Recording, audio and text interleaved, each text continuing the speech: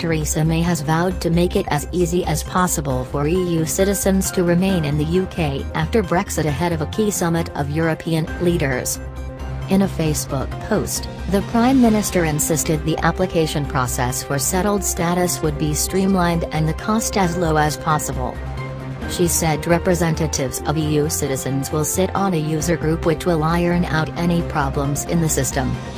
The other 27 EU leaders will assess overall progress in the talks so far. At a meeting on Friday, at which the UK will not be present, they are expected to conclude officially that insufficient progress has been made on the status of EU nationals in the UK and British expats on the continent, and other separation issues, to move on to the second phase of trade discussions. European Council President Donald Tusk said there would be no breakthrough at the two-day summit, but progress could be achieved by the next scheduled meeting of EU leaders in December.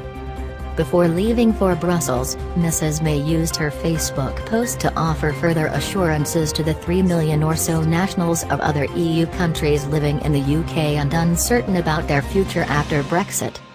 In her message, she said those who already had permanent residence would be able to swap this for settled status in as hassle-free a way as possible. Analysis by Europe correspondent Kevin Connolly. The October summit was always the first date in the EU calendar on which a gathering of the 27 heads of government could declare themselves satisfied with the Brexit divorce negotiations and agree to start talking about trade. It's been clear for weeks that they won't do that, but they will offer the UK some encouragement by starting internal discussions about future trade with the UK, ready for any breakthrough at the next summit in December. Theresa May isn't expected to make any big new proposal in her after-dinner remarks but to underline the quality of the financial offer made in her speech in Florence, worth around £20 billion. The EU side wants more though, more money as well as further movement on citizens' rights and the Irish border. There are almost as many predictions about what happens next as there are diplomats in Brussels. One has suggested that the prospects of a December breakthrough are no better than 50-50, but an official close to the talks said the signal on Brexit from this summit would be fundamentally positive. I know there is real anxiety about how the agreement will be implemented, she wrote. People are concerned that the process will be complicated and bureaucratic, and will put up hurdles that are difficult to overcome. I want to provide reassurance here too. We are developing a streamlined digital process for those applying for settled status in the UK in the future. This process will be designed with users in mind, and we will engage with them every step of the way. The process of applying for permanent residency, for which EU nationals are eligible after 5 years, has long been criticized as cumbersome and overly bureaucratic. At one point, it involved filling out an 85-page form. People first. In simplifying it, Mrs May said she was committed to putting people first in the negotiations and expected British nationals living on the continent to be treated in the same way.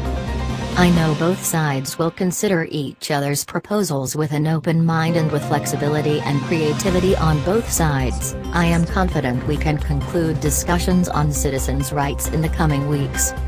Mrs May, who will address other leaders at a working dinner on Thursday, wants mutual dialogue on the UK's future relationship with the EU, including trade and defence, to begin as soon as possible.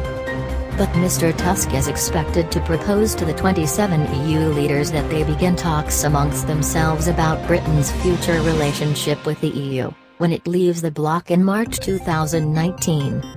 As well as citizens' rights, the two sides remain at odds over the so-called financial divorce settlement and the future of the border between Northern Ireland and the Republic. A group of pro-Brexit Tory and Labour politicians, including former Chancellor Lord Lawson, is urging Mrs May to walk away from negotiations this week if the EU does not accommodate the UK's wishes. A letter to the PM, organised by the Leave Means Leave campaign and also signed by pro-Brexit business figures, says the government has been more than patient and decisive action is now needed to end the highly damaging levels of uncertainty facing businesses. In the event of no progress at Thursday's meeting, The letter says, Mrs May should formally declare the UK is working on the assumption it will be reverting to World Trade Organization (WTO) rules on March 30, 2019. Early notification of such a move would allow the UK to concentrate our resources on resolving administrative issues and prepare to crystallise the economic opportunities of Brexit, it adds. It's very difficult to predict what's going to happen next in British politics. I mean, that's an understatement. I mean, politics in Britain is on steroids at the moment. Everything is happening very fast, and you cannot predict what's going to happen next week. Which is why we need clarity. Yeah. And our clarity is this. We will not accept a no deal.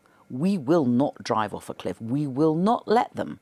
And there will be a vote in the Commons and in the Lords when they come back with whatever agreement they've come to with the European Union. We have got that but with as respect, a right. You don't have the power to stop the clock. Yeah, and nor does the Parliament. The Article 50, with parliamentary approval, has been invoked. In March 2019, Britain is leaving the European Union. So I come back to my confusion. I simply don't understand how you can say we will block. If you let me finish what I'm saying.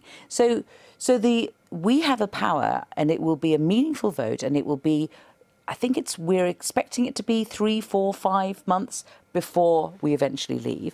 There will be a vote in the European Parliament. There will be a vote in all kinds of different parliaments. And there will be a vote in the British Parliament. And we will vote against no deal. If they come back with, this is how we're leaving with no deal, we're leaving with no continuing relationship, the planes will not be able to leave, we will, all our goods will be subject to tariffs and red tape and everything else, all our existing relationships with the European Union will be gone, we're sailing off into the mid-Atlantic, bye-bye Europe. We won't agree with that. We will not vote for it, and they will not be able to get that through the House of Commons. So they can't come back with no deal. The pressure is on from us, but they will not be allowed to get away with it. So, in essence, you're saying to Brussels that if that's the way these negotiations go, you are confident you can bring down this government before March 2019?